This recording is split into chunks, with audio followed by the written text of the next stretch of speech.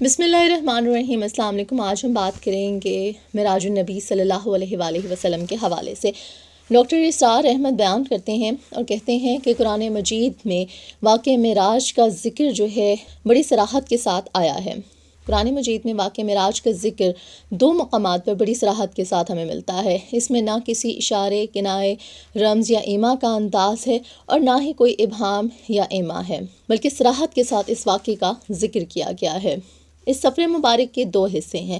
ایک حصہ زمینی ہے، یعنی مسجد حرام سے مسجد اقصیٰ تک، اور دوسرا حصہ آسمانی ہے، یعنی مسجد اقصیٰ سے سدرۃ المنتہا تک۔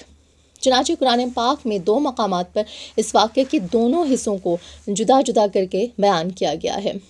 سورہ بنی اسرائیل کی پہلی آیت میں، جو 15ویں پارے کی پہلی آیت بھی ہے، اس میں زمینی سفر کا ذکر کیا گیا ہے، اور اس آیت کا ترجمہ کچھ یوں ہے: پاک ہے وہ ذات کہ لے گئی راتوں رات اپنے بندے کو شب کے ایک حصے میں مسجد حرام سے مسجد اقصیٰ تک، جس کے گرد و پیش کو ہم نے مبارک بنایا تاکہ ہم دکھائیں اسے اپنی نشانیوں میں سے کچھ نشانیاں۔ یقیناً سننے والا اور سب کچھ دیکھنے والا تو صرف وہی تبارک و تعالی ہے۔ اس سورہ مبارکہ کا دوسرا نام سورہ اسراء بھی ہے۔ اس سفر مبارک کا آسمانی حصہ سورہ نجم میں بیان کیا گیا ہے، اور سورہ نجم میں فرمایا گیا: نظر نے جو دیکھا دل نے اس کو جھٹلایا نہیں۔ سبحان اللہ۔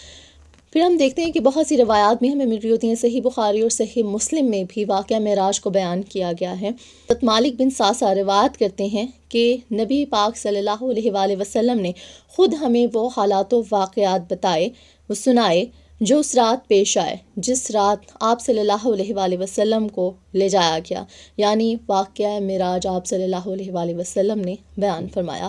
اس اثنا میں کہ میں حتیم میں تھا، یا شاید حجر کا لفظ استعمال فرمایا، اور حجر بھی حتیم کے ایک حصے کو کہتے ہیں۔ حضرت جبرائیل علیہ السلام تشریف لائے، حلق کے گڑھے سے لے کر ناف تک میرا دل نکالا، پھر ایک سنہری تشت لایا گیا جو ایمان سے بھرا ہوا تھا، اس سے میرا دل دھویا گیا۔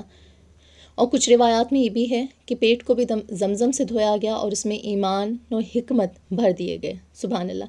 پھر میرے پاس ایک چوپایا لایا گیا جو خچر سے چھوٹا اور گدھے سے بڑا تھا، وہ بالکل سفید تھا، اس کا نام براق ہے، اس کا ہر قدم اس کی حد نگاہ تک پڑتا تھا۔ پھر مجھے اس پر سوار کیا گیا۔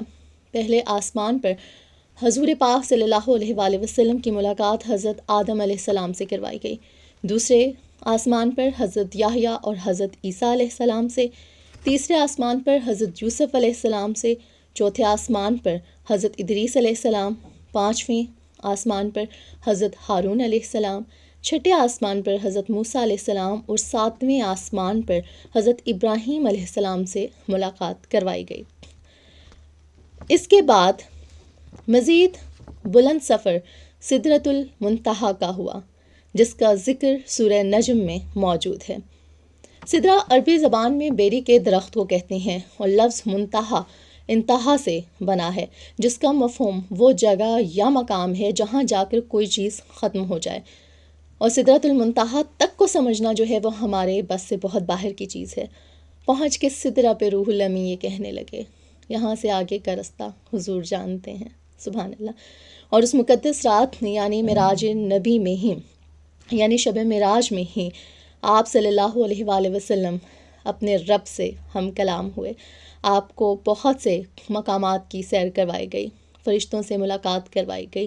آپ صلی اللہ علیہ وآلہ وسلم نے نماز پڑھائی، نماز کی امامت کی، جنت اور دوزخ دیکھے۔ اس رات ہی امت محمدی صلی اللہ علیہ وآلہ وسلم کو نمازوں کا تحفہ بھی ملا۔ 27 رجب جو کہ شب معراج ہے، اللہ تعالیٰ ہمیں اس کی فیوز و برکات سے فیضیاب ہونے کی توفیق عطا فرمائیں۔ 27 رجب کے روزے کی بڑی فضیلت ہے۔ اللہ تعالیٰ ہمیں توفیق دیں کہ ہم معراج النبی صلی اللہ علیہ وآلہ وسلم کو اسی عقیدت کے ساتھ منائیں۔ اللہ تعالیٰ ہمیں اسلامی تعلیمات پر عمل پیرا ہونے، اسلامی احکامات پر عمل پیرا ہونے اور سنت نبوی صلی اللہ علیہ وآلہ وسلم کی پیروی کرنے کی توفیق عطا فرمائے۔ آمین ثم آمین۔